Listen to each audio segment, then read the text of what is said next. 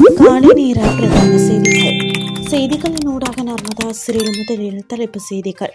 3 முதல் 5 வயது சிறுவர்களுக்கு இணைய வழி வகுப்புகள் வேண்டாம், சிறுவர் விவகார அமைச்சு எச்சரிக்கை. எரிபொருள் தட்டுப்பாட்டை தவிர்க்க அதிரடி, விஜித கேரத் வெளியிட்ட முக்கிய தகவல். ஈராக்கில் உள்ள அமெரிக்க குடிமக்களுக்கு வெளியேற்ற எச்சரிக்கை. இனி விரிவான செய்திகள்.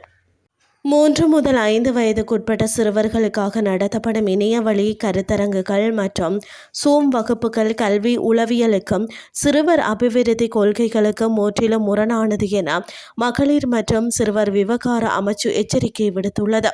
இந்த சிறுவயது கற்றல் என்பது செயல்பாடுகள் மற்றும் சமூக இடைவினைகள் சார்ந்தே அமைய வேண்டும் என்றும், டிஜிட்டல் திரைகள் வழியாக கற்பது சிறுவர்களின் கவனம் செலுத்தும் திறன், சமூக திறன்கள் மற்றும் ஆக்கப்பூர்வமான சிந்தனையை பாதிக்கும் என்றும் அமைச்சு சுட்டிக்காட்டியுள்ளது.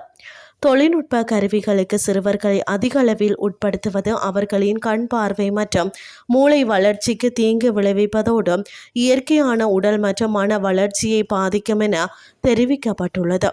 வணிக நோக்கங்களுக்காகவே இவ்வாறான இணைய வழி வகுப்புகள் ஏற்பாடு செய்யப்பட்டதாகவும், இவை சிறுவர்களின் கல்வித்தரத்தை உயர்த்தாது என்றும் அமைச்சு குறிப்பிட்டுள்ளது. எனவே சிறுவர்களின் நலனை கருத்தில் கொண்டு இவ்வாறான இணைய வழி செயல்பாடுகளை தவிர்க்குமாறு பெற்றோர்கள் அறிவுறுத்தப்பட்டுள்ளனர். ஒரு பிள்ளையின் சிறந்த ஆசிரியர் என்பது டிஜிட்டல் திரைகள் அல்ல, மாறாக அவர்கள் வாழும் சூழலும் நேரடி அனுபவங்களுமே என்பதை அமைச்சு வலியுறுத்தியுள்ளது. எரிபொருள் தட்டுப்பாட்டை தவிர்க்க இந்தியா மற்றும் ரஷ்யாவுடன் அவசர ஒப்பந்தம் ஒன்றை செய்து கொள்ள அமைச்சரவை அனுமதி கோரப்பட்டுள்ளது. மத்திய கிழக்கில் நிலவும் போர் சூழலால் உலகளாவிய எரிபொருள் விநியோக சங்கிலி பாதிக்கப்பட்டுள்ளதை கருத்தில் கொண்டு எதிர்வரும் ஏப்ரல் மற்றும் மே மாதங்களுக்கு தேவையான எரிபொருளை பெற்றுக்கொள்ள இந்தியா மற்றும் ரஷ்யாவுடன் நேரடி ராஜதந்திர பேச்சுவார்த்தைகளை இலங்கை முன்னெடுத்துள்ளது. இதன்போது வழமையான கேள்வி பத்திர நடைமுறைகளை தவிர்த்து அரசாங்கங்களுக்கு இடையிலான G2G உடன்படிக்கையின் கீழ் இந்த எரிபொருள் கொள்வனவை முன்னெடுக்க தீர்மானிக்கப்பட்டுள்ளதாக வெளிநாட்டு அலுவல்கள் அமைச்சர் விஜித கேரத் தெரிவித்துள்ளார். இந்த நிலையில் இலங்கையின் கோரிக்கைகளுக்கு இந்தியாவும் ரஷ்யாவும் சாதகமான பதிலை வழங்கியுள்ளதாக அமைச்சர் குறிப்பிட்டார். இதேவேளை ரஷ்யாவுடனான கொடுக்கல் வாங்கல்களை எந்த நாணய அலகில் மேற்கொள்வது என்பது குறித்து தற்போது ஆராயப்பட்டு வருகிறது. இனி வெளிநாட்டு செய்திகள்.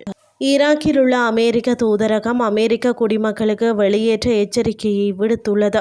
பாக்தாத்தில் உள்ள அமெரிக்க தூதரக கட்டிடத்தின் மீது இரவு முழுவதும் நடத்தப்பட்ட ஏவுகணை தாக்குதலை தொடர்ந்து அமெரிக்க குடிமக்கள் உடனடியாக ஈராக்கை விட்டு வெளியேற வேண்டும் என்று புதுப்பிக்கப்பட்ட பாதுகாப்பு எச்சரிக்கையில் குறித்த விடயம் தெரிவிக்கப்பட்டுள்ளது. அமெரிக்கர்கள் கடத்தப்படும் அபாயத்தை எதிர்கொள்கின்றனர், மேலும் அமெரிக்க தனிநபர்கள் நேரடியாக குறிவைக்கப்படுகிறார்கள். ஈரானுடன் இணைந்த பயங்கரவாத போராளிகள் அவசர நிலையில் திறம்பட பதிலளிக்கும் ஈராக்கிய அதிகாரிகளின் திறனை தடுக்கக்கூடும்.